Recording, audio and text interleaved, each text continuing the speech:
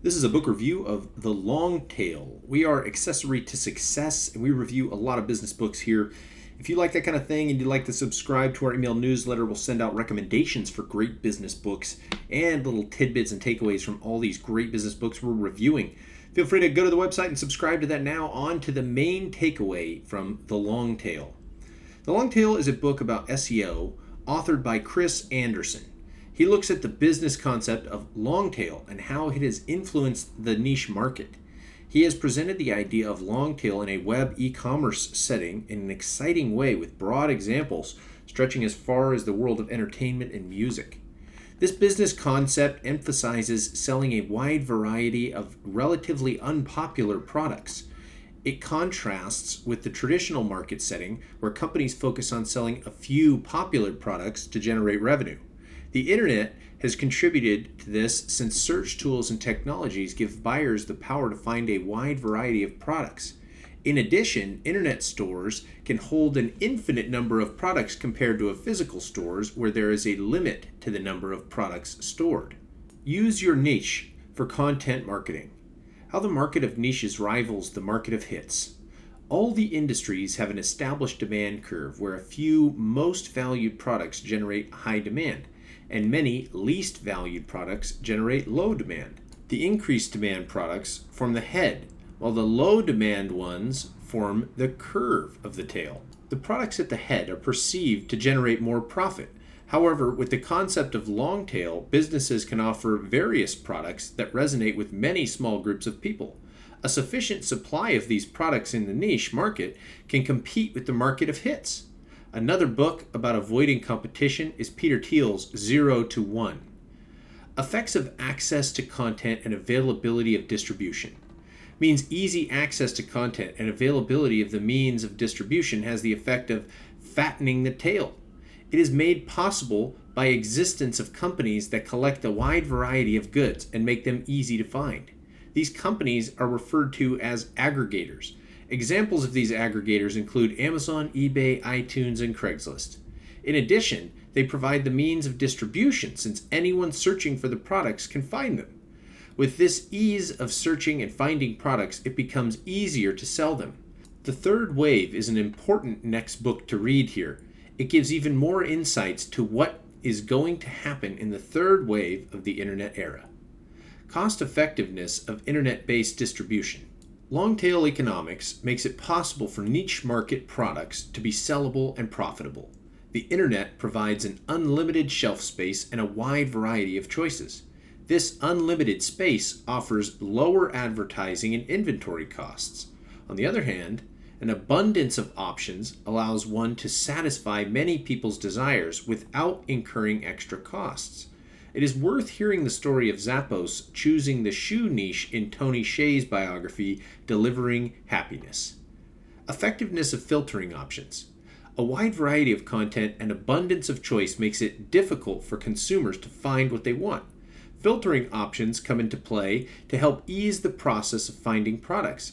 The traditional market has driven by pre-filters, where sellers filtered products and content before hitting the market. The current market is dominated by post-filters, which filter what is already in the market. Consumers now can have full authority over what to buy, influenced by experiences of other consumers. To make sure you are positioned well in your niche and showing up when you should on certain searches, we recommend the book F Content Marketing. Effects of availability of means of production to everyone. Availability of means of production affects the supply and demand curves. When everyone has access to the means of production, there is a lot of content in the market, making the tail longer. With the ease of access to production, the production cost is almost zero. Therefore, much of the content is not driven by the concept of profitability, but by fun and experimentation. Amateurs can now create content and distribute it with the available means of distribution. Perhaps the best book on this would be Lean Thinking. It shares ideas about how to innovate your company to be more efficient. The main long tail book summary. The first few chapters give an overview of what a long tail is, with chapter 2 focusing on the head and the tail where the mega hits are located.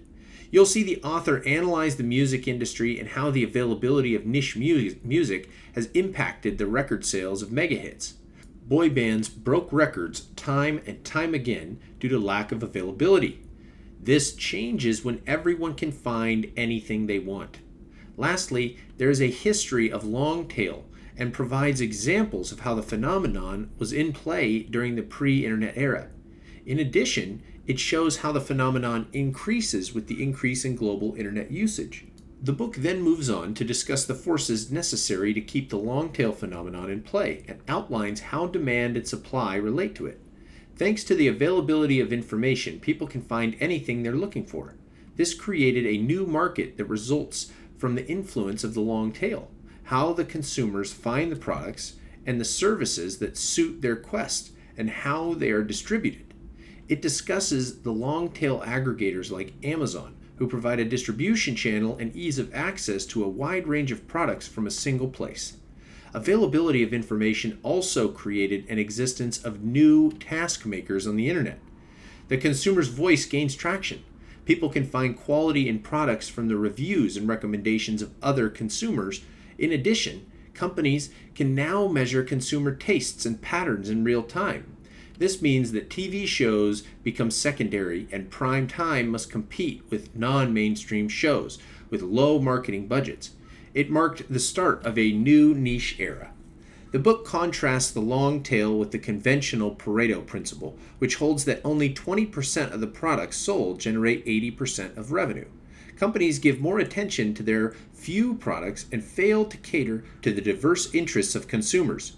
In the long tail retail strategies, the sales are spread out evenly between hits and niches, and companies can realize profits at all levels.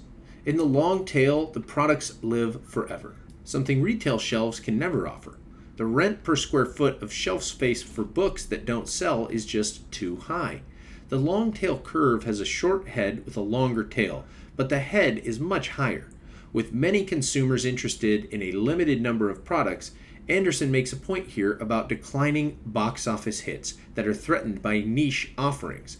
The portion of the book discusses video's shift from television to the online space in great detail.